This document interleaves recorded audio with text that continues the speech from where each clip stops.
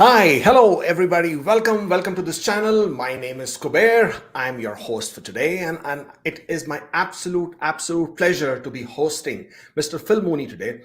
For those of you who do not know, Phil is a very well-known consultant in the immigration circle. So within the immigration practitioners, why? Because he is also one of the most experienced and senior consultants out there. He is the past CAPIC chair. CAPIC is the Association of Canadian Immigration Consultants, and he was also the first CEO of ICCRC, which was the regulatory body for the consultants. So it is my absolute pleasure to add to this stream today, Mr. Phil Mooney. Hi, Phil. Welcome. Hi, Kabir. Thanks for that. Of course, everybody knows when you say really experienced, it just means really old. No, so well, I qualify on both cards. With the age also comes the wisdom, right? Well, some days, On some days. All right. Okay. Wait, I'm sure as we will continue with this stream and as people will have so many questions, and obviously I have my own set of questions which I want to discuss with you today. If I was to ask you to summarize in one line, in one sentence, in one sort of statement to say what is happening right now with this chaos that has been created, what would you say? I use the right word. It's chaos. It is chaos, yes. And it's natural if it's chaos to try and find someone to blame. And the answer is probably not going to satisfy anyone because there almost is no one who you can blame, meaning there's no one who knows how to fix it. All right. So starting on that positive note, we'll, see if we can answer some questions. All right. So with this chaos, I'm sure there is some madness to this chaos. There would be some reasons to this chaos, and that's what I'm probably looking to have you answer for me. Yeah. Now, I understand Minister Sean Fraser met with CAPIC and CBA, that is the Association of Lawyers and the Association of Consultants, and he did indicate that there is no plan to cancel any ongoing applications. And I think this was released today itself. What do you think? Was there ever a plan to cancel applications? I know you've seen the history of how immigration has spanned out over the last 20-25 years. And I know there is precedence. This is what created a huge commotion last week when I was speaking to Stephen Murans on our live show as well. But do you think there was any chance or possibility for the applications to be canceled or terminated? Well, there's always a possibility of anything, but the answer is no. I don't believe that will happen at all. And there's some very good reasons for that. The reasons for the previous cancellations, and we're speaking specifically of the federal skilled worker backlog cancellation in 2010, which affected some 150,000 applications, and the 2014 cancellation of the investor backlog, if you will. Both of those, and especially the federal skilled worker one, was caused because there was a long period of time when they could not control intake. After 2002, when IRPA came in, if you filed your application, it had to be processed. It couldn't simply be, triaged, etc.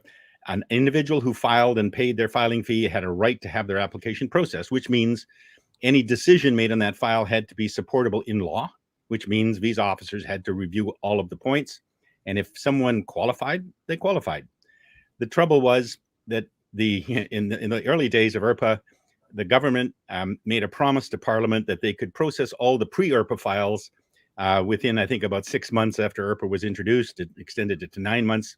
And when they couldn't, because they couldn't, there were too many files, they canceled a whole bunch of files in March of 2003, I believe, and then they were sued.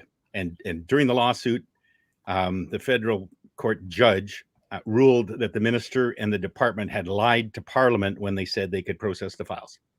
And they forced them to reinstate about 100,000 files, which immediately created the first part of the backlog. From then on, because the system was open and anyone who got 67 points could apply, in fact, everybody could apply, but anyone who got 67 points had the right to come, the backlog built and built and built. So in 2008, they tried to make changes. They dropped it to they put out an occupation list, but they didn't put any numbers on it. So for example, we might have needed 200 community college teachers. Consultants and lawyers, being the good salespeople that they are, went out and recruited about 2,000 community college workers or professors to come to Canada. And so then they had to come down to set numbers per month, and they messed that up. And they finally shut it down until they could come up with a better system, which is where Express Entry came from. But the key was they could not control the intake. So express entry allowed them, which they borrowed from New Zealand, which allowed them to control how many people they could process, because you sent in an interest, expression of interest. You didn't send in an official application, so they don't have to reply to anything that's in the express entry pool, and after a year they all go away unless they get refiled. So they have no legal obligation to process any of those applications. And then for 6 years, the process worked really well. Okay, now they also control the quotas for each of the provinces. They control the mix in terms of how many people are in family class, how many refugees, how many skilled workers. They control all of that. Good for data collection, right? So they control that, and they control the overall number, which is a political number that's set by the minister and the government, to meet the requirements that Canada, supposedly what Canada needs, but there's some political rules in there. So they set those numbers, and they're still in control of all those numbers. So right now, the backlog that they have now, which is looks 1.8 million is what they're saying. Yeah, when you do the numbers, it's pretty easy to see that given the amount of people in the backlog, they'll be able to clear those who they need to clear this year, before the end of the year. Now, there might not be any invitations for certain categories until near the end of the year, but don't forget, it takes supposedly 6 months at least through express entry to get people their invitations through their invitation to apply, and then the permanent resident application approved. It takes another 6 or 7 months. So, the people who are applying in the end of December won't be in Canada until probably the following fall, if all things were normal. So they're not going to do any cancellation. They have a legal obligation now. If you got an ITA and you filed your application, they have a legal obligation to process your file. And it would take some serious act of Parliament to give the minister the authority to cancel all of those applications, or even ministerial instructions, which is what they used before. Ministerial instructions still have to be approved by Parliament after a certain period of time. And so it's not the minister has carte blanche to do whatever he wants. And given a minority government, they don't even know if they'll be in power when that 3 years or 4 years it ends up. So I don't believe people who have filed for permanent residence, there are some things they can do, but it's a question of being patient. Now, what they can do is update any and all information. People think that once you submit your application, it's in, that's all you can do, but that's not true. The law says that a visa officer, when they open their application, must account for all of the data, all of the information that has been submitted on that file up to that date. Okay. So if you have a medical that's is overdue, if you've got a job offer letter, or if you've got a resume that needs updating, send it in, because amongst other things, that will show them that you're still interested. And right now, if they're opening files that are from a year and a half ago, the first thing they do is ask for an update. So by sending it all in ahead of time, you save a step and you'll move forward faster. So on the permanent resident side, I don't believe there's any risk of that happening. It's just a delayed risk of delay. And, to me, if you have kids that are 20 or 21 and they're part of your application, they're locked in. Your age at the time of application is locked in. But by all means, send in anything that might be stale dated, and just send it. And if you're any authorized reps out there, that's the responsible thing to do for your clients, even if it's a little extra work. Send them in. Okay. Great. So from what I understand, applications are not going to be canceled. So we can absolutely put that theory to rest, because it's a legal obligation that IRCC my opinion. Yeah. Okay. All right. But then but in your opinion also, that this is a legal obligation that IRCC must complete the applications which have been accepted, right? Well, they must process applications. They can't simply refund the money and send the applications back. And without a ministerial instruction, they're not going to cancel applications already in the queue. Okay. And I do not believe there's any justification for that, because there aren't 5 years worth of applications sitting there. If you have to wait a year to 2 years, okay. Express entry works so well for 6 years, it works, and we know it will work again. It's just a small spanner, right? Just a small spanner amongst this whole wheel, and a small speed bump, right? But okay, now let me come back to the next question then. it's been 2 years now since COVID pandemic. I mean, we've all learned to live around this pandemic the way it's happening. Everybody's been doing what needs to be done to keep everybody else safe.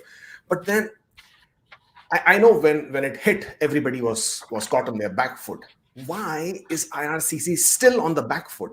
I Okay. mean, they have known this to be happening. I mean, they have known it for 2 years. They probably knew some of a bit how this was going to impact others much earlier than we knew. I mean, we come to know only when the processes have been applied, the changes have been applied. But their think tank, their operations department is thinking one step, two steps, 5 steps ahead. Why then are we still in this mess of these huge, humongous backlogs? Well, I guess this comes into the category of nobody was smart enough, and nobody is smart enough to know what was going to happen. Nobody that I know of, frankly, planned for a pandemic. Okay, if I was a businessman, I wouldn't have planned for a pandemic, and if I'm in a corporation, I wouldn't have planned for a pandemic. Look what happened. We can all look back and see what happened, but nobody could have planned for it. Okay, that's number one. So what do? You make the best decision on the information you have at the time. You rely on the science. Nobody had the experience in anything like this. I wasn't alive in 1921 when the previous pandemic hit. It's I don't know anybody who was, except I shouldn't say that. My father-in-law just turned 100 in December, so he was alive, but he was too young to understand what was going on then. So nobody knew and nobody understood that. So you couldn't predict that. So what did everybody do? They took immediate action to protect people on that day. It's like saying there's a truck coming down the road and you're on the sidewalk, and you start to cross, somebody pulls you back. So what do? You get out of harm's way. So what they did was they took every single Canadian that was out in the visa posts, except maybe for some security people, and they brought them back to Canada, right? Then they took the rest of the staff who'd been working there and they sent them home.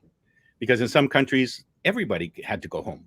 Okay, sorry. Before we go on, I'm sorry to interrupt you, but I need to stop you there for a minute. Did you say that all the visa officers in the foreign posts were called back to Canada? Yes.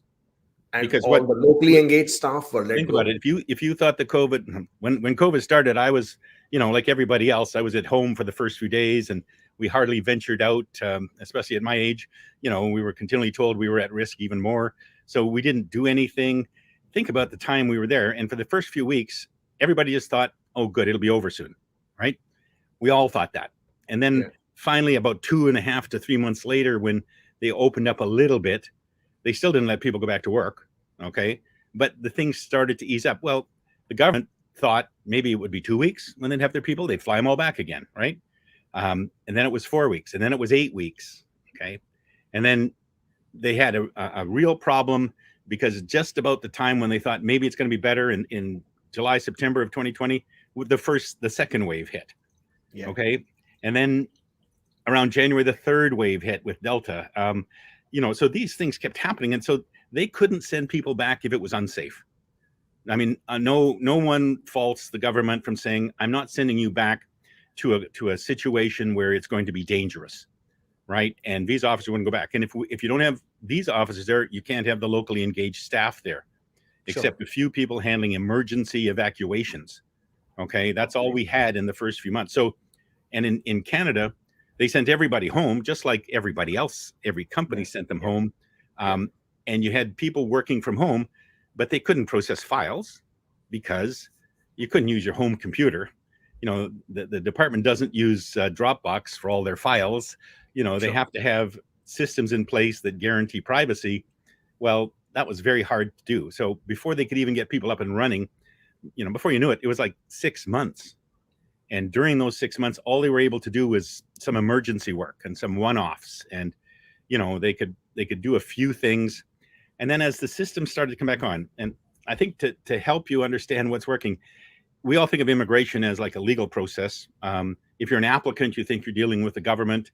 But it's a whole, most people think, well, it's not a lot different from dealing with their bank, or Amazon, or, somewhere where you're ordering products and systems and you're getting service and it's all working and all of that stuff. Well, the government immigration is like a massive factory. It processes about 6 million plus files every year. Those are temporary files, permanent files, all kinds of files, including citizenship applications, permanent resident card applications, everything all together. You're looking at about 6 million documents or processes that are underway at any one time. So it's a factory. And you have to think of it as a factory. And if you ever go to a visa post, you can see they do things in stages, okay? And the problem is some of that work is done in major processing centers like in Edmonton and Ottawa, the processing center in Sydney, Nova Scotia. Those processing centers are well understood. They're in Canada. We know that they have electricity and they have water and people can go to work safely. Okay, well, when they finally started open again, most of the other processing is done in visa posts. And in some of the countries where they were being processed, they had to close the consulates and embassies. Okay. And the VACs that they depend on heavily also had to close. Okay. So you now have your processing system that it cannot operate at anywhere near even 50% capacity. For a while, it was almost 0% capacity. And the factory is just broken. It's like if you think of this whole thing as a Lego building, all right, with all kinds of pieces and all kinds of shapes. And when March 2020 hit, they threw it up in the air and it came down and smashed to pieces. So they're looking around at the rubble after 2 or 3 months and they're realizing it's going to take longer. And they start to put the pieces together and they come in with one-offs, well, we can try this and we can try that. And they've done that. And they think of innovative ways to try and get around certain things. And then, of course, they start to put the pieces back together just the way they were, right? But then they come along and someone else says, we don't want it the way it was. This is our chance to make it better. Because maybe in 3 months or 6 months, we'll be back up and running. So let's do everything that will allow us to digitize everything, right? You're talking about 6 million documents going through a system with a certain proportion of them already digitized, but most not. And now they're talking about increasing the IT capacity and capability to build up their systems to digitize everything. Well, guess what happens? The normal processes that were going to be changed, nobody works on them, right? And frankly, what you're adding is confusion to the chaos. And again, I worked in the corporate world for 30 years. I was a senior manager. I was a corporate troubleshooter, and I saw this happen in the corporate world. You change too many things and nothing works anymore. And the results are completely unpredictable. If you ever read Jurassic Park, the book, or saw the movie and you understand what chaos theory is, that's what we've got. So the problem is, see, there's nobody here to blame, okay? There are other companies that went through the same thing. What you ended up with is you had a factory that was trundling along. It wasn't a state-of-the-art factory. It wasn't a Tesla gigafactory. This is a government organization that was trundling along, trying to get into the 20th century. We always said that we're in the 21st, but they're trying to get in the 20th century in terms of their processes. And, all of a sudden this thing happens. And Canada specifically, their processing system for the country size is very elaborate and big and complicated. But it was impacted more than any other country, I believe. So you've got this broken system even now. And that's why, people say, well, how can you tell that? How do you know that? Well, all you can do is you can read the symptoms. You can see that processing times. And I think we can show people an example. When you go to the government website and it says, check your processing time, right? So you go into that processing time and you thought, oh, good, I can get some information. Well, you make your selection. You're trying to determine how long will it take for you to get your work permit, your study permit, whatever. So you go in and you choose temporary status, and you're going to apply for a work permit from Delhi, okay? And you say, get processing times. And you go in there and you go, 50 weeks. Holy smokes. And well, this said, by the way, 4 or 5 months ago, about 20 weeks, okay? But that isn't the real story. You see the little question mark there? Click on the question mark, and it goes, processing times will vary based on the type of application, et cetera, et cetera. And you go down to the bottom, it says, learn how processing times are calculated. So you click on that. By the way, nobody does this, but it's there. And you go in and said, due to the impacts of COVID disease, we are experiencing delays, no kidding, can't process application normally, and can't provide accurate processing times. So guess what? Anyone who tells you if they're looking to help you with your file and charge you money, and they say your work permit will take about 30 days, they can't know that. They're either badly mistaken because they don't understand what's going on, or they're just trying to get your business. So you have to be really careful. But if the government is saying, by the way, can't provide accurate processing times, and most visa posts, this is what you see. There are some other examples of this. If you went to VFS in India 6 months ago or 5 months ago, I went to check on processing times, and it said 30 days for visitors, 45 days for work permits. But then on the top of the front page, there was a little banner that said, none of the information on these pages can be considered accurate. Okay. Well, I went back there this week just to check on it. It doesn't say that anymore, which means they're up and running. But nowhere on that site could I find a button that said processing times. You always used to. Yeah. I couldn't find it. Yeah, so that tells you things are in a mess. They're still in a mess. And people say, well, when will we be out of this?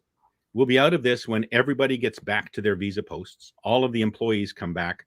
They're not going to even be able to hire back all of their employees, because just like, cooks and restaurants, all this stuff, maybe some of them will come back, maybe, but not all. But they have to get back up to speed. And because of the way a temporary application is processed, those applications that were in process when the pandemic hit, there was a portion of them, 2 or 3 months worth of applications, were sitting on the computers of the locally engaged staff while they were trying to fill in under the Chinook system the information that they could then send to the visa officer. Well, all of those things are still there. Okay. All right. Phil, let me ask you this in a different manner, because I know a lot of people are commenting, and I'm sort of, I want to answer that while we are also talking about this.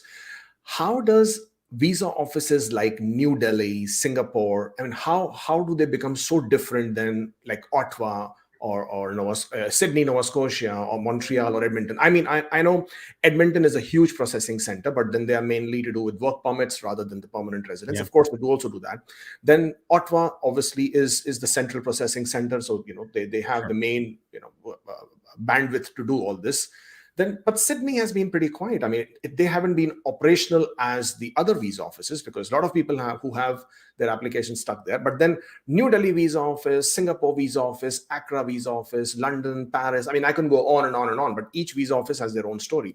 So are we to say, or are we to understand that once the visa officers have been pulled out from these visa offices, they were called back, obviously for their safety, and you can't argue and debate about that. But while they were in Canada, couldn't they sort of have gone to a visa post in Canada or sort of started working from those positions? Was that not a possibility? Sure. Well, again, think about what happened. In March of 2020, everybody was sent home, including all of the employees in all of the government offices, okay? And it wasn't until the fall, maybe September, when people started going back to work. But it was almost always, if you feel safe, you come back to work. There are still offices now that have not asked her, and of course, with now the Omicron wave, it's gone back again. I have a family member who works for a very large organization in the energy industry, who has been working from home most of the time for 2 full years. Okay, and they have an office with 800 people in them. Well, the same thing has happened in Ottawa and in Edmonton, etc. And you have to go to the local situation and say, what is the mobility of the people in that area? We all know in Alberta, the government there has been much less stringent on lockdowns, shutdowns, everything else. So the offices have been open longer. So it seems like Edmonton is more or less up and running, but they've got extra burdens now. Edmonton used to would be processing all temporary resident application, like extensions of visitor records, work permit extensions for people in Canada, study permit extensions. Well, guess what? Now they were also processing applications for work permits for people who were just in Canada that were never allowed to process before. All right. So their workload has increased dramatically, but they don't have more people. They actually have less people right now, because Canada's a country where people don't feel safe. They don't have to go to the office to work. If they can work off-site, they will work off-site.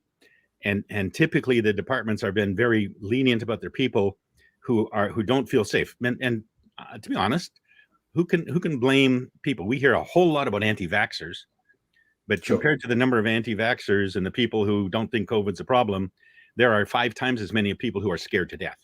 Of course. Okay, and they are worried. They're worried for their kids. They're worried for their adult or their seniors at home. They're worried for immunocompromised individuals. All of these people, some of them work and they work for the government, and they're only going to work when it's safe. And it's a really hard thing to manage. But Canada, if you look at that situation and then you compare it to India. And so just when Canada people were coming back to work, the Delta variant hits India. India had gotten away, if you remember, relatively lightly. That doesn't mean that Canadians were being sent to India to work, but they were planning on going back. I remember, again, in September of 2021, or 2020, people were getting ready to go back to the visa post. They were starting to man up again, person up again. I'm not sure what the right word is. They're starting to do that. And then the Delta variant hit, and it hit India hard at first, and the UK and other places, and they had to shut down completely. And they shut down.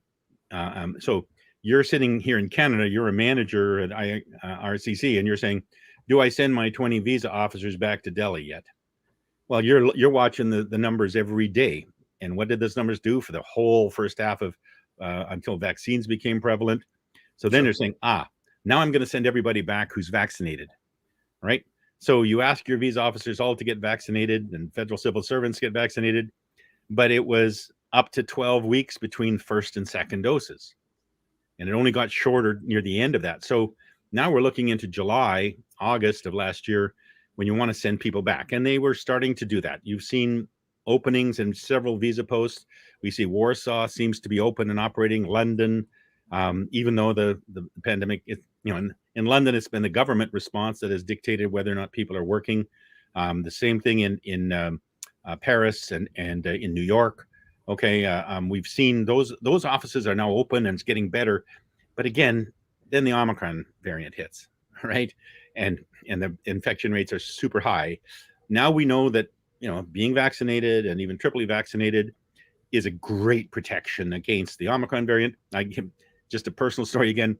My 100-year-old father-in-law last week tested positive for COVID, but had no symptoms. Okay. Wow. Because he's been fully, triply vaccinated now, as have I and many other Canadians. Well, you're a manager sitting there and saying, who do I send back and how do I send them back? This is what I mean when I tell you about the pieces are all over the place. So you can expect things to improve directly as a result of the COVID pandemic response in any and every country. Okay. We've had people who are filing from Nigeria. Well, you can't file in Accra, Ghana because it's closed. There's nobody there. Yeah. And you can't file. So they would send the files to Ethiopia, to Kenya. Then we had Kenya send a whole bunch of files to Ethiopia. Well, then you had a civil war almost in Ethiopia, and they pulled all the people back. And they pulled all the visa people, the embassy people out. Okay. So you get into these things happening, and now then you add in the other things that cause a problem. So you've got this processing system that is completely out of whack. It's in a mess, and the Taliban take over Afghanistan in a few days instead of months and years. Okay. Sure.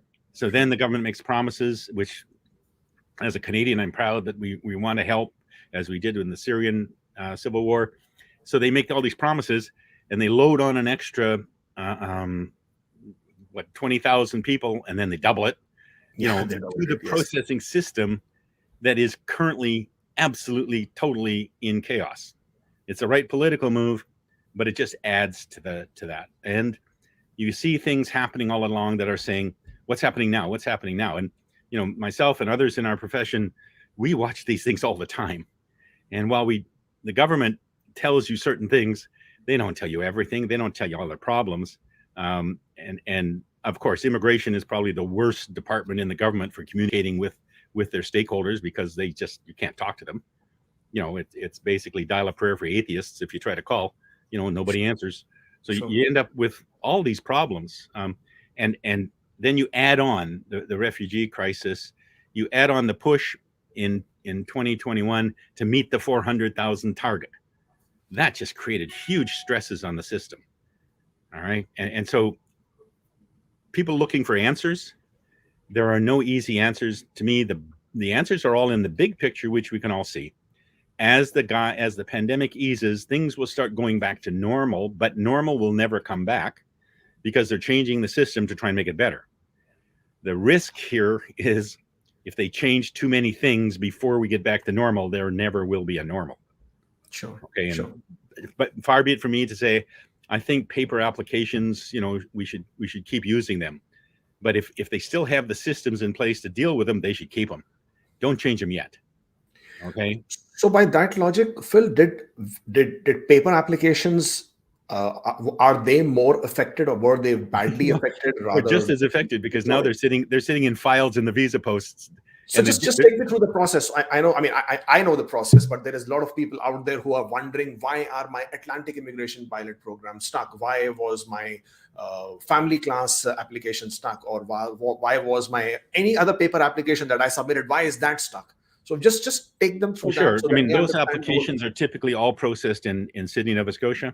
Okay. Yep.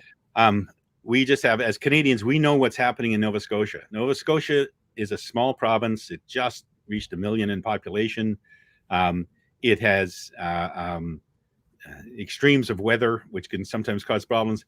But more importantly, its response to COVID has been extremely rapid and drastic. They even banned other Canadians from coming to Nova Scotia. All right. So, if you were an IRCC person and you went back to Ottawa for a meeting and then you couldn't get back to your home, they locked down like some places in Australia repeatedly. So the processing times, and it's a big processing center when you think about how many citizenship applications they normally process, how many PR cards they normally process. It's almost entirely focused on those. The permanent resident applications going through Sydney are a very small portion of their work. Yeah. But they take, well-trained and experienced visa officers to handle those, when everybody else has been directed away to help the refugees, to help process all of the other files, the 90,000 people they invited last spring, all the CEC applications. Even though I understand from the 90,000, maybe they got 60,000 applications. They have to process all of those. And then the final thing that I believe has caused a big problem is, in August, we said anybody can now come to Canada if you've been vaccinated. Well, think about it. For more than a year and a half, boyfriends and girlfriends couldn't get together. All right. Families, you could visit families maybe, but it was a difficult process to get through. Now, all of a sudden, everybody could come. And I think they realized a month later that they were just swamped. And so they came in with a new portal that said, if you want to visit family members, or if you're a business visitor, put your hand up and tell us. Even if you filed your application and it's in the queue, file again. Because they couldn't, they were just buried, absolutely buried. And now there we go. All right. If you think about it, 6 million applications a year, which people could not even come from most categories until 18 months later. Well, that means somewhere around, there might have been a pent up demand of 4 or 5 million applications that all got submitted. Well, not all of them, but so again, nobody is to blame for this, and that's the hard part. Of course not. Of course, the government doesn't do miracles. Some of their people, and many, just like any other organization, they work very hard to solve this. But again, they all have little pieces of the puzzle. It's only when you step back and look at the whole picture that you can say, what do we do? I want to come to Canada. That's what most people say to us when they call. There are things that are working actually better than before. You want to visit Canada and visit your mother or father, or a direct relative in Canada, or you want to come as a business visitor, that's working great. They brought that in September. We're getting 2 and 3 weeks and 4 weeks in processing. But not anymore. Now we're not seeing any decisions on those applications. They're getting buried as well now. Yeah, and they're getting buried too. You're right, because people are sending them in who don't qualify. Yeah. We're going to see, a whole lot of people benefited from the extra selection last year. People who didn't even qualify for CEC, all of a sudden they got the chance to become Canadians.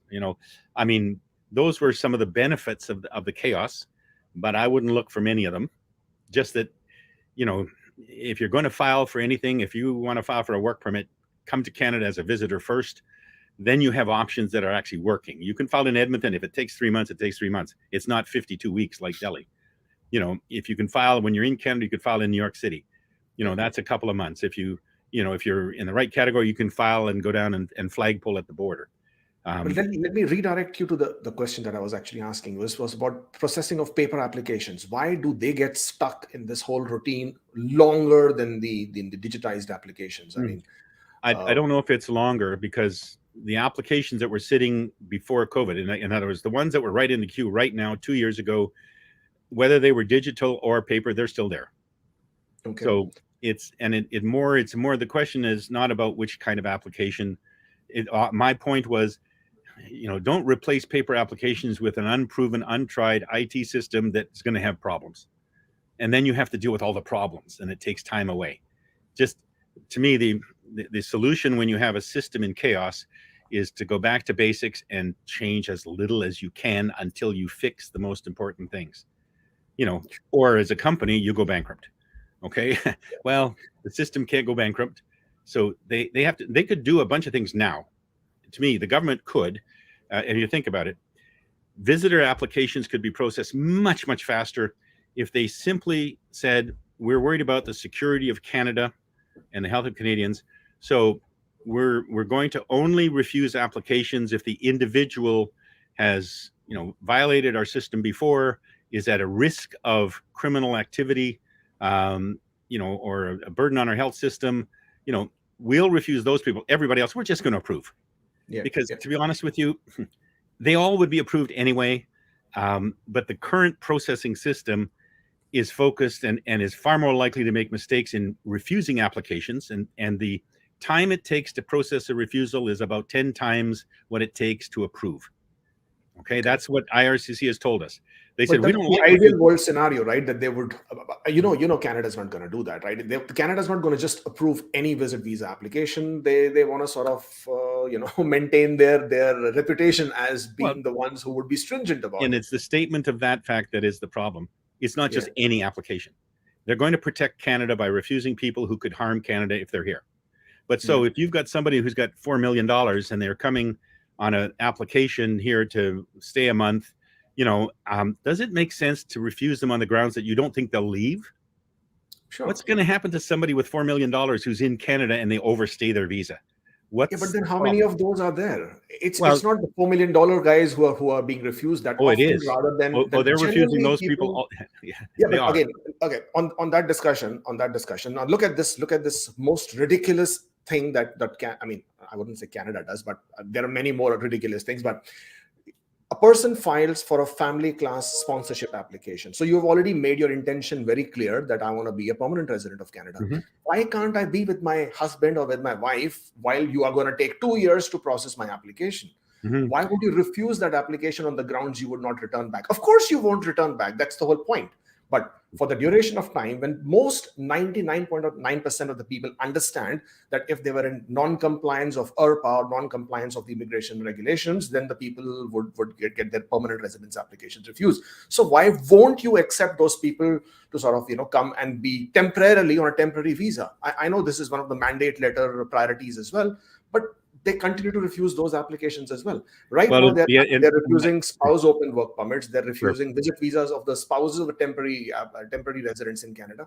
Those are a fiasco by itself. You're absolutely right. And to make it worse, some of the applications get approved. Maybe even more than half actually get approved. So why are they refusing others that, on just common sense grounds, they would? And that's because they have not changed their criteria. And so, for example, if in a visa post they've got a 5% fraud factor where they know that some of the marriages are fraudulent and they're just there to get people to Canada, they're going to be extra super tough. All right. And they look at every application. So you get individuals filing their own applications and they make little mistakes. Well, bang, that's enough to have that refused. So the answer to it is exactly the same as the first part on the visitor applications. It's approve them on principle, but make the consequences of staying without status in Canada more severe. Track people. You can now track people when they come into Canada. If they leave on time. What you should be doing on the visitor side is not issuing multiple entry visas. That's okay, but not allowing them to come into Canada for 6 months. I don't know anybody who's coming on a holiday that needs to stay for 6 months. So you issue them with a 3-week visa. Yeah. All right. And they're told if they are not, we don't have an exit record saying that they left, there will be action taken against them. And that's in Canada. We know a lot about them in Canada, and we should be able to have a better enforcement system to take them out. But here's another, you run into the other problem where IRCC doesn't enforce anything. Their officers make decisions and make refusals, but it is not IRCs. They have no enforcement powers. It's only the CBSA that can deport people and send them out.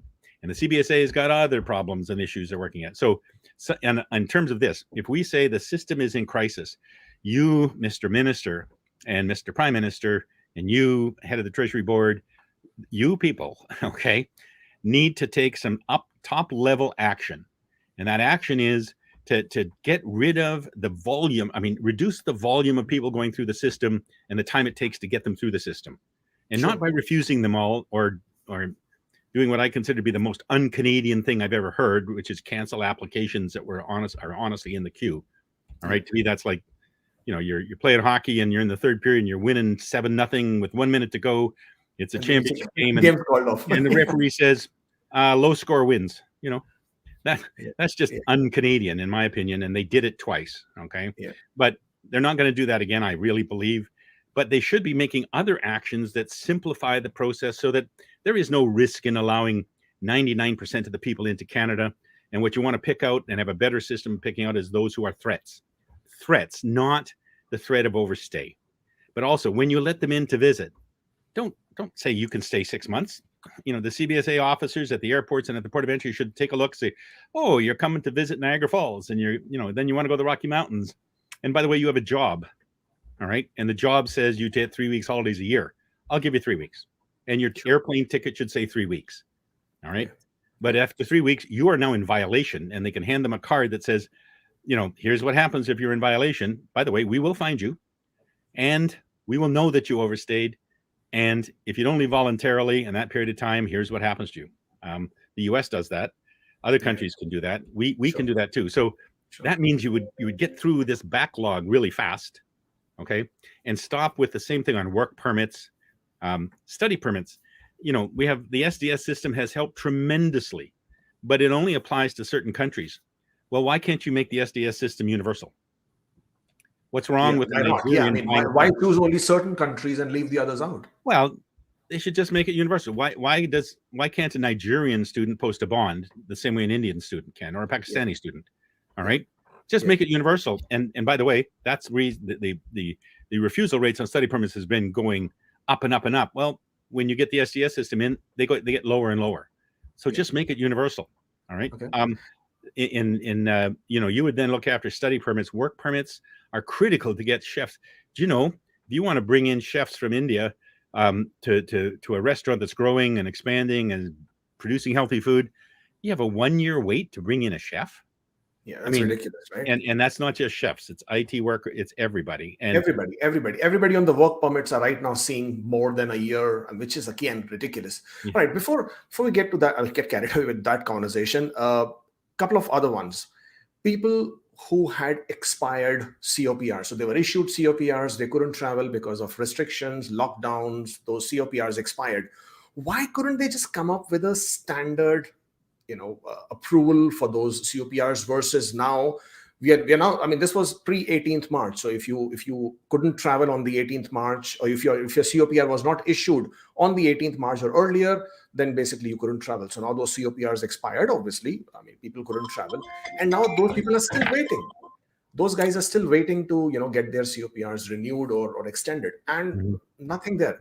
And I think another problem that's a symptom of the broken system. Okay, the people who are in it and they know about this, if they could fix it, they would. It's not hard to fix on a COPR, but you have to make that. The decision to admit someone to Canada as a permanent resident is monumentous.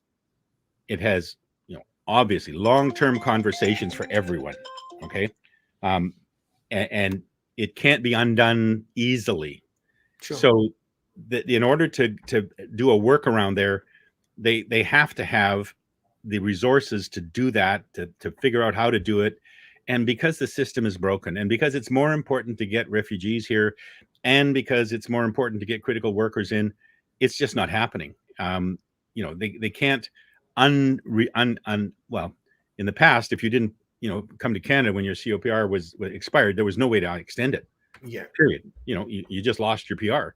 But now, at the same time, some of these people are coming in with conditions that may no longer exist. Yeah. And the people at the port of entry have to manage that process as well.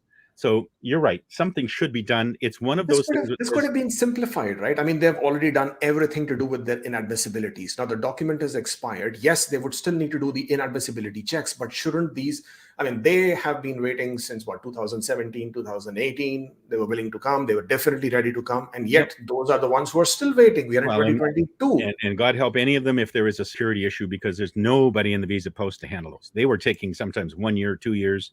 If there was an issue, somebody with the same name was a terrorist or something like that, to get that handled by CSIC or the RCMP and the visa post, it was taking forever. Well, now nobody's there. Okay. Yeah. And when you're in a bureaucracy, if you move the paperwork from your desk to somebody else's desk, you forget about it. All right. And it's sitting there. So this is, the hard part here is like saying you have 10 children and you got food for 5. Of course. Who do you feed? Who are you going to feed? The problem is, you need more food, and it's hard to get more food.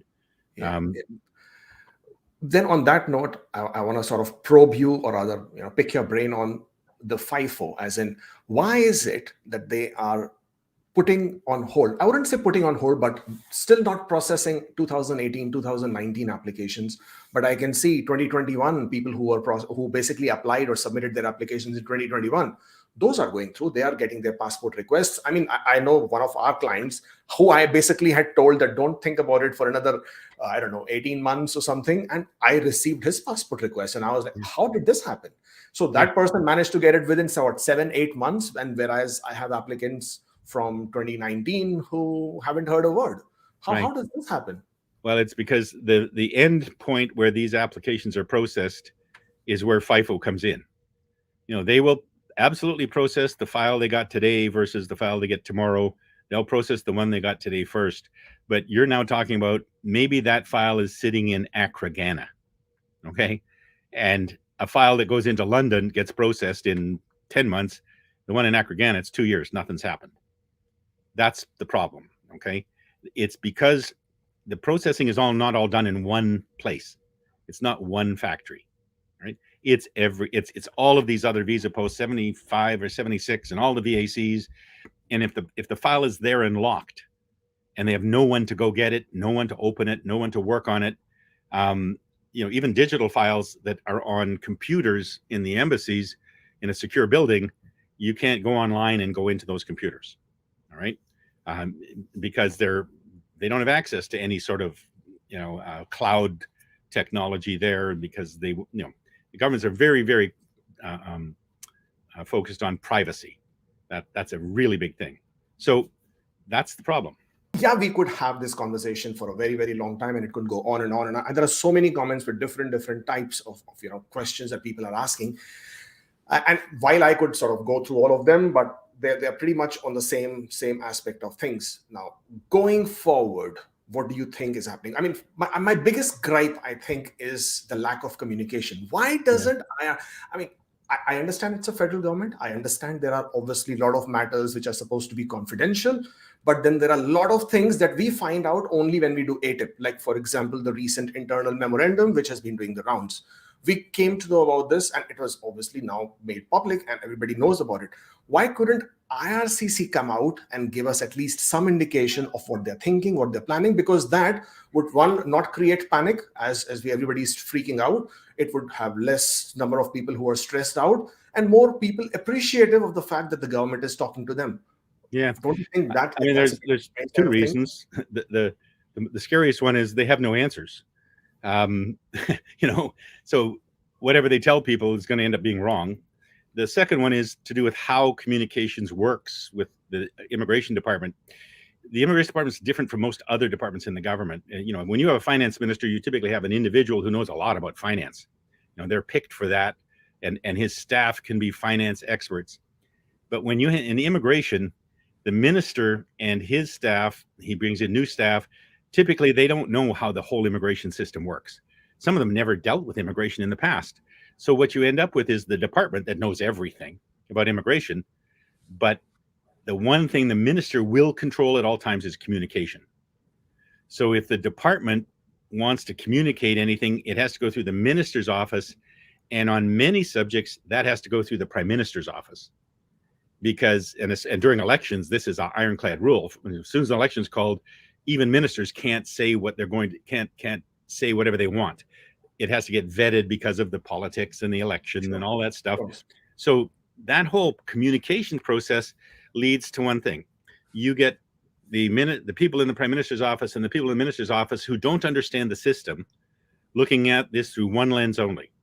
And that lens is politics. And the politics are different when you're talking about people who can vote versus people who can't. Yeah, all right. The vote bank. Yeah. So that's a problem. And it is a real problem. And, so you get the department, they get really good at trying to communicate certain things and as best they can, but they know they can't comment on anything that might reflect badly on the government. No minister is going to want that. All right. And it's only when the facts come out and the problems come up that are raised by the public. And this goes back to how are we going to fix this? And to me, there's no certainty that all of the people working on all of these problems in behind the scenes with COVID and everything else, I have no confidence they will be able to fix what's going on. But I do have confidence that the senior people, the minister and the heads of the department can fix a lot of what's happening in terms of these backlogs and processing problems by taking management actions. Just like they took a management action to cancel all these files years ago, they can take management actions to say, change the dynamic in terms of visitor processing to one of risk, not one of technical questions. Change the work permit processing to one of need for the individual to be in Canada, not does a person with $500,000, is there a chance he won't leave at the end of his work permit 2 years down the road? Even when he's filing for permanent residence, work permit that'll support permanent residence. I mean, get rid of all of those encumbrances that don't protect Canada, and make the system harder to work with and slower. Get rid of them, okay? That's those are senior management action. And the good news is, who do those people respond to? The public. Of course. All right. So contact members of parliament, but understand again, a member of parliament doesn't understand the immigration system. There's really only two groups who do: the ministry itself, the department itself, and practitioners who work in it every day with dozens and hundreds of clients. Yeah. We know how the system works. So our association is, they'll do the best they can. The CBA will do what they can, but individuals can contact. There are a lot of people out there who have connections to members of parliament. Okay. And what they should be delivering a simple message to the minister and tell their MPs to go to the minister and say, take senior management action to simplify the process until they can fix the processing system in a year. Okay. Take management action. You're not going to be risking anything.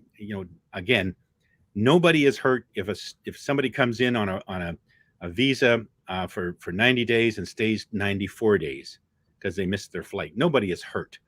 Nobody is hurt. But if a person applies to visit Canada and they got a full-time job and they want to be here for 6 months, that's a big question mark. Just, make it a lot easier. And we could all help. Those of us that work in the system, you can tell an application that, has, and for the most part, most of us insist on requirements being met that are stringent because nobody wants a refusal. Of course not. So right. So why I understand that this is a never-ending discussion, right? But before I sort of let you go, and I know you've got plenty of things to do than to stick around with me. I'm fine now. Have this chat. But what would you say to people who are in thousands today? Express entry pool is at 200,000 people in the profile, and now this new thing which says that federal skilled worker draws, rather all program draws, will be on pause until some time because they need to take care of the backlogs. What do you think is 2022 looking like for the rest of us? I know Minister Fraser is going to announce the new targets and immigration plans for 2022, 23, 24. I don't expect this year's targets to go up. I think they're going to stick around to 411,000 for this year. But what do you think 2020 is looking, 2022 and beyond? Because I also know that there is that expectation of bringing the occupational level permanent residents back into the picture, which was pre-express entry, right? Mm-hmm. So you had specific occupation codes, and those would be the preferred ones to sort of get invited. Mm-hmm. So what are your sites to sort of indicate how 2022 is looking like? Okay, well, first of all, it's an easy question to answer about what's going to happen in the future with levels of permanent residence. They have to go up. And the reason for that is demographics. You know, you cannot argue with demographics. There is the baby boom generation that everybody talks about and heard about. Well, you have to understand that the baby boom generation, the oldest baby boomer is about 74, okay? Just a little older than me, right? And there are so many people who are now approaching 65, 70 who will be retiring and leaving the labor force. We're seeing this happen now over and over again. In Quebec, which had one of the lowest birth rates in the country for many, many years, you're seeing this. The labor shortages are more severe than even other places.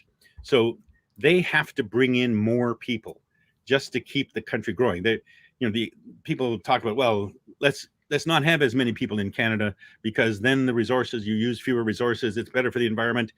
What they forget is the human cost there. And we've seen in Japan, we've seen in Eastern Europe with low birth rates and no immigration, that all of a sudden cities hollow out. You end up with very difficult times maintaining benefits. So what's going to happen is the numbers are going to go up from 400,000. They may go up to 500,000. They may even go up to 600 over the next 5-10 years. They're going up. As long the equation is, as long as Canadians are happy with the country, and they typically are happy with the way the country looks and feels, they're going to go up. Okay. Yeah. In the short term, yeah, they're going to have some issues, and I can't tell you what's going to happen on that side because it's processing related. It's this factory that is in pieces that has to start with reliable processing. And if everybody is right now that Omicron, that we're past the peak, we're all going to go out there, you know, in a few months we won't be wearing masks and all this stuff. Well, you're going to see processing numbers start to go way up. Okay, and once they know that they can process the files, then they have to start inviting people for next year. So anybody who's got their profile in, first of all, I advise everybody get your profile in, because if in August they realize they're not going to meet their numbers in 2024 or 2023, they're going to invite a whole bunch more people because they have to make that decision this year, not next year. All right. And the way they did it this year, how nobody expected CEC at 70 points to get into Canada, and then nobody expected others. So have your profile in. If you don't buy a ticket, you can't win the lottery. All right. Of course. So get your profile in, renew your profile, you know, update your information, do everything you can. Come here as, you know, the processing system for temporary residents will be the first one to get back into some sort of sync, I hope, you know, because it's getting more and more automated. You know, again, the flip side is if we have another wave of the pandemic and the next variant surprises everybody and let's say becomes extremely dangerous to children, well, you're going to see a shutdown again, and you're going to see the same, you know, things are not going to get better. And I'm an optimist. Okay. I'm a real optimist. Everybody will tell you that, but you know, we've never been through anything like this. And so it's hard to point at villains. It's hard to find someone to blame. It's hard to think of what to fix. You have to understand the reality that this big factory is trundling along, and it's in trouble, and we don't know. We hope it's going to get fixed, but only good direction from the top. When I worked in the corporate world, and I spent 30 years there, a large corporation, the only way the chaos that occurred got fixed was by a senior manager saying, sell this business. Okay. Well, the government can't do that, but a senior manager has to basically say, I'm going to overrule all of the bureaucrats in the system and say, we need to clear this backlog to have any confidence in our system. We need to take a look at risk from a real risk standpoint, not some sort of narrow definition of risk that these officers use. We need to ease those things up to get rid of the backlog so we can fix our system. Not you know, because you can't continually try to put product through a broken system and expect a car to come out the end of it. You know, you're more likely to get a camel. Okay. Well, I mean, thank you so much, Phil. I mean, I know you've been talking for almost rather more than an hour now, and I really appreciate that. I'm just going to take a few questions. As I said, Yeah, I don't want to hold you back for too long. yeah, I can Uh, go till the 11:30 if you need me to. okay, so this one again resonates with most of the people who have been asking same or similar questions, that their application is stuck. All right, it's their GCMS notes, their CAPES notes that they have achieved or obtained. They show that their application is approved, but the application is untouched from there on. Can they do something to sort of nudge the visa offices to Yeah, finalize update their application? update anything you can. Okay, there's a couple of things. Update whatever you can. If you're in desperate need of being here sooner, then do what Stephen advised last week about giving them notice and then filing a mandamus application. Those sort of things will. That's when you come into actions that are just going to slow the system down more. But who cares? It's about you. Look after yourself. Okay. Yeah, yeah, You know your own needs better. But by all means, bring attention to your file by sending in updates, which someone then has to open. And as they start processing again, when they go back and open these files that have been there for a long time, and they say, "Oh, it's approved, but we need 2 signatures here," and they just sent me information that I don't have to ask for again, because they might go review the file and say, "Oh, no, your medical expired." Send them the latest everything that you've got. That may then put you at the front of the line for processing quickly. Okay, just be proactive and do everything you can. If within the system, you can always go and have a family member in Canada go to their local member of parliament and say, "Here is the file number. My brother or sister has been in process for this long. Can you find out what's happening?" Now, a member sure. of parliament cannot affect the file. Yeah, They cannot affect it, but they get information about a file better than anyone. yeah, Ottawa maintains a hotline, or they used to at least. They maintain a hotline, and members of parliament get answers as long as they don't bug the application, the visa officers. I mean, in the past, we've had ministers fired because they tried to help a client. yeah, Ministers, not just MPs. So, sure. you have, go. That's how you get more information. And then, just watch the news and watch what's happening with COVID. In your Okay. country. So uh, when you say update I mean, I personally don't, I mean, have never usually recommended to do the medicals upfront. And the reason for that is because the web forms that you will use to update IRCC has not been active on the web forms at all. So it basically seems to be going into a black hole. So you provide that information, but it doesn't go anywhere. It's like as if like nobody's on the other side of sure. things. They will return back with the same repeated typecast message which says we are busy with high number of inquiries, Don't or bother we us. are busy with the Afghan crisis, Yeah. and we'll But get back to you if it's urgent. what happens is, if you don't put in the medical, when they Yeah. finally get to open your file and they see there is no medical, they send They a will ask request for the medical. Then they put that file, bring forward in 60 days you. Okay. or 90 days. Okay. Okay. If the medical's already there, they won't do that. They'll keep the file moving along. You see what I mean? And Sure. even if you submit the medical 2 days later, it goes into they're not looking at your file again for 90 days. Sure. Sure. So that's one way you want to make sure you've got the latest, even if you have to have a second medical or a third medical. Those are the only things I know of to do that. If your resume changes, and you think it could help, well, if it's going to help your case, send it in, because they can't make a decision if they have doubts about anything. The more information they get supporting your all the requirements, the better you are. All right. And again, they won't have to ask for required information, and it'll make it faster and easier for them to say, I don't have to send this on to somebody else who puts it in their bring forward a 90-day file, okay, or 60, whatever days they use.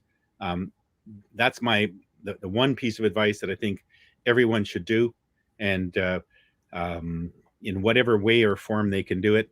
And by the way, when you send it in, don't then try to send a email saying, "Did you get it?" Don't look for a receipt. Don't try to phone the visa office. Don't call your member of parliament and say, "I sent in a document yesterday and nobody's telling me I got it." Okay, you have to unfortunately trust the information process. Get a read receipt on your email. Okay, if you're sending it in by online, get a read receipt that the email was received and opened. That's all you should do, because you're just going to tie them down. Yeah. Back in the bad old days, I remember the London Visa office had more people answering the phone from questions about people saying, how long will it take and where is my file, than they had processing files. So we don't want to bother them in that way. Right. Thank you so much. So, any parting words on federal skilled worker draws? Do you see that happening anytime soon? I know they haven't happened since 23rd of December 2020. And I know there are tons and tons and tons of people who have been waiting eagerly for them to restart. So in your opinion, again, opinion, absolutely speculative, do you think them to be returning anytime soon? We can't say, because if they decide on the next selection, I know there's pressure on them, and CAPIC especially has suggested that, why are you just picking CEC people in Canada? Pick any federal skilled worker who's already in Canada. Yeah. Right. Do that. If you have the opportunity to work in Canada ahead of time, if you're in an occupation that's in demand, and you can find an employer, make sure if you get a valid job offer, and come to Canada to work. Okay. That's the sort of thing that then it won't matter so much how long it takes. It's not available to everybody, but in general, there is a labor shortage in Canada, and it's getting worse. And they're not going to fill it with students. Okay. So do whatever you can to take the time. And again, keep your file updated. I don't know if they will have a selection or not. Again, it says to me, this is one of the mainstays of skilled worker immigration. When they use up all of the other people that they just, apply, all the people they invited last spring, when they've used up all the PNP qualified people, and the CEC applications, there's a whole lot to be said for the fact that if you're in a federal skilled worker and you're outside Canada, you wouldn't have been selected unless your points are up around 480 or 500, and they're never going to be. Okay. That's one other point. And that is that let's hope things get back to normal. But unless they change the selection system, the only people who are going to be successful through express entry are people who are working in Canada, who have gone to school in Canada, possibly, who are young and who have excellent English or French language skills. No one else from outside of Canada is ever going to make the points threshold unless they change things. If you have a PhD and your wife has a PhD and you both have IELTS scores at 9 and above, and you're 34 years old, you won't have enough points unless you actually are working in Canada or you've studied in Canada. That's just the way the system is, geared to. And we have 400,000 students a year coming into Canada. 60% of them want to become permanent residents. The express entry numbers are going to go, the invitation numbers are going to keep going up. Only COVID has held them down. So I think, do everything you can to try and come to Canada in a temporary status and improve your points there. Not easy. Thank you. So Tanya Chan says, this gentleman is such an informative person. Thank you, COPR, for calling him in. Well, there you go. I mean, that basically echoes, I think, everybody's thoughts. There are nearly 1,000 people right now watching this. And I personally thank you on behalf of everybody, Phil. You've been such a great guest, and you have shared such immense knowledge. Best of luck to everybody. We need you in Canada. Okay. We this is a great country, but it's been made great and even better over the years because people from all over the world come to Canada and they add to the Canadian mosaic. And that's what most of us love about Canada is, in the Toronto area, I can go around the world without leaving Toronto. Okay. I'm a food expert, as you can tell. I'll eat anything. I can eat 100 different cuisines in this one city. And a lot of Canada's like that. So we need you. And be patient, but feel free, put the pressure on the politicians, to make changes at the upper level to improve to take the stress off the factory. All right. Yeah. That's the message that they need to get. Again, if you can think that if you didn't understand how the process worked before we talked, and now you think you do, by all means, put that pressure on, and that will help everybody because politicians listen to people. Okay. Yeah, they do. The Thank you department so much, doesn't, but politicians do. They do. They indeed do. Thank you so much. Thank you. I really, really appreciate it. I hope we will have you back again on our show one of Anytime. these days. Happy to Thank help. you. Thank you. Okay. Have a good Thanks, day. Kabir. ahead. Take Thank you. care. Bye-bye. Well, that was Phil. I am so thankful to him for having spared his very, very precious time. Trust me, he's a very, very busy man. He specializes. He's an absolute gem, and he specializes in business immigration otherwise. But he has such immense knowledge in terms of immigration matters because he's been around. He's seen it all. He's done it all. Once again, thank you so much. Thank you for joining me. It was, again, great having all of you join us on this session today. We will do more of these. So if you haven't subscribed to the channel, I think this is about time when you hit that button here. And do share, do like, do comment, and let us know what you thought about this and who would you like to see again if we sort of bring somebody else. And I appreciate you joining in again. Thank you so much. Keep the faith, be forever hopeful, and I'll see you next time.